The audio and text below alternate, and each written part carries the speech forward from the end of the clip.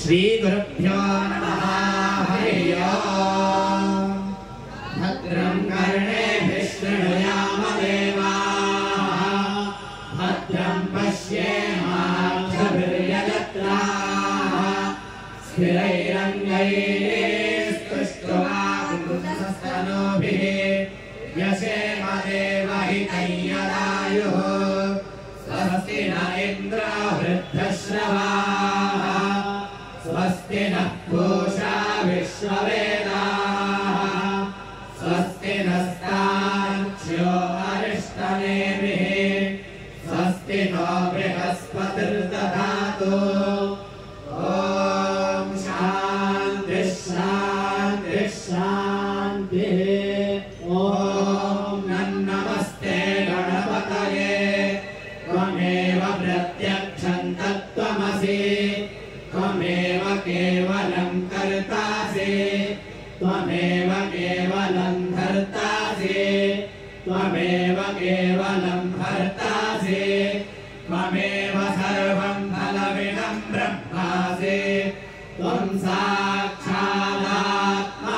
नित्यं ऋतं वच्मि सत्यं वच्मि अवत्वं माम् अववक्तारम् अवश्रोतारम् अवधातारम् अवधातारम् अवारोजानवशिष्यम् अवपश्चात्तात् अवपुरस्तात् अवोत्तरात्तात् अवदक्षिणात्तात् अवचोर्ध्वात्तात् अवाधरात्तात् सर्वतो मां पाहि पाहि समन्तात् त्वं वाङ्मयस्त्वं चिन्मयः त्वमानन्दमयस्त्वं ब्रह्ममयः त्वं सच्चिदानन्दाद्वितीयोऽसि त्वं प्रत्यक्षं ब्रह्मासि त्वं ज्ञानमयो विज्ञानमयोऽसि सर्वं जगदिदं त्वत्तो जायते सर्वं जगदिदं त्वत्तस्तिष्ठति सर्वं जगदिदं त्वयि लयमेष्यति सर्वं जगदिदं त्वयि प्रत्येति त्वं भूमिरापो नलो निलो नभः त्वं चत्वारि वाक्पदानि त्वं गुणत्रयातीतः त्वमवस्थात्रयातीतः त्वं देहत्रयातीतः त्वं कालत्रयातीतः